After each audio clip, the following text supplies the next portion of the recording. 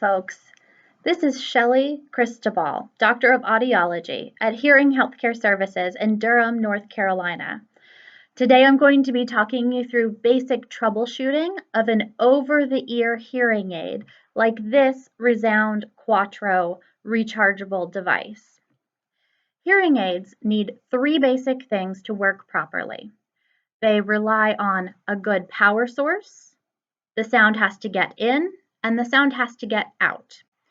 Checking for those three things resolves most issues we encounter with hearing aids across the board. For this type of device, this power is determined by the rechargeable battery. Our chargers have the ability to light up and let you know if the power is on and how much reserve battery is available. This device is fully charged, so the lights show us that when we first drop it into the charger. I know the battery's working, so let's try something else. The sound has to be able to get into the device as well.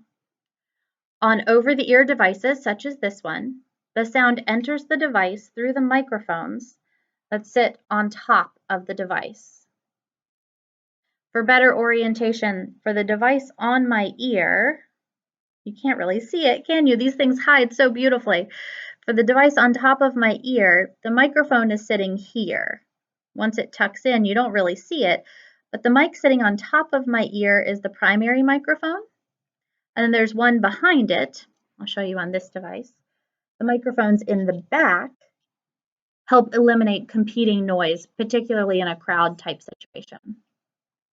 So if a hearing aid sounds off balance, dull, weak, muted, you can start by brushing off those microphone openings. This removes dust, dirt, dry skin, skin cells, things that will clog the microphone and keep it from producing sound as we want it to. So we've checked our power source, we've checked where the sound goes in. The last thing is where the sound comes out, and that is often our most common culprit for hearing aids not working properly. The sound on these over-the-ear devices comes out of the piece that goes into your ear. Sometimes the piece that goes into your ear is one of these non-custom black, white, or clear silicone domes that is roughly the size and shape of your ear but designed to hold it open so that air circulates and the sound can be balanced. That's appropriate for some hearing losses. Others use a closed shell, something more like this on the end, to seal off the ear for more severe hearing losses and for different balance of sound. If the hearing aid sounds dull, certainly you can start by wiping off the end piece with a cloth or a dry tissue. Corner of your face cloth does fine, but you do want to stick to things that are dry. Particularly for individuals who have recurrent ear infections in the outer ear, or during seasons like this where there's a lot of infection, we do have wipes that are safe for the electronics, but will kill viruses and bacteria and fungal infections on the devices. So if you're interested in some audio wipes, that is certainly something we can supply, and we have no contact retrieval options so that you can pick those up without needing to come in contact with our staff. On to troubleshooting again. The tip here, if that hasn't done the trick, often there's wax built up and blocking the earpiece down inside. So what I'm going to do, often I use a tissue or a cloth, but I'm going to try and make it as visible as possible. I'll peel off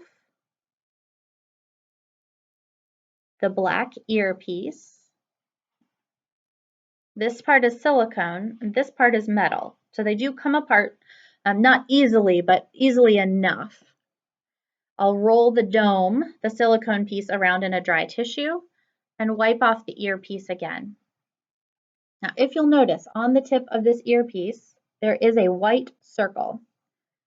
The white circle is a filter, and that filter is there to collect earwax or any other debris that may accumulate and remove it and make it easy to remove from the device. This is something we do at all of our regular visits.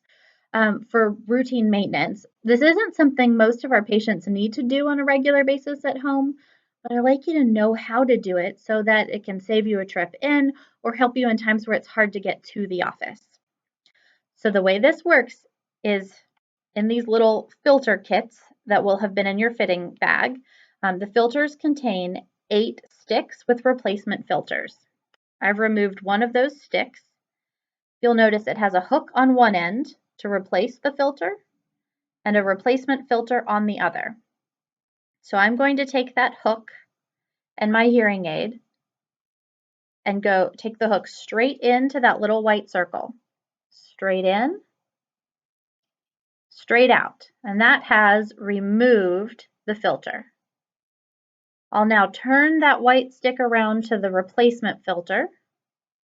You want to line it up carefully and go straight in, straight out. Replacement filter has been put into place. And now we want to take that little silicone dome and put the receiver back into it. Now that is not on sufficiently. You see how there's a gap there? That dome is likely to fall off in someone's ear, and I do not want you headed to urgent care or the emergency room at this point in time. If something like that happens, please call us. We will help you out as best we can in that situation. But if you're replacing these at home, I want you to push it down until you see it's completely flush with the base of the receiver. If I peel this back, you can see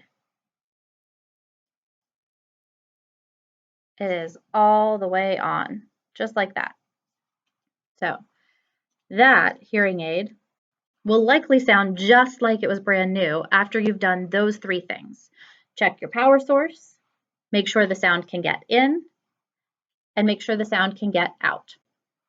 If you have any questions or concerns, or if your hearing aids are not working well, please call us. Our doors are closed and locked. However, we are staffed. We have folks on the phones. We have telehealth appointments available where our audiologists can get on a video call like this with you in a HIPAA compliant, safe way to talk to you and make sure that we keep you hearing as well as possible. Thank you so much. Stay well, and we'll talk to you soon.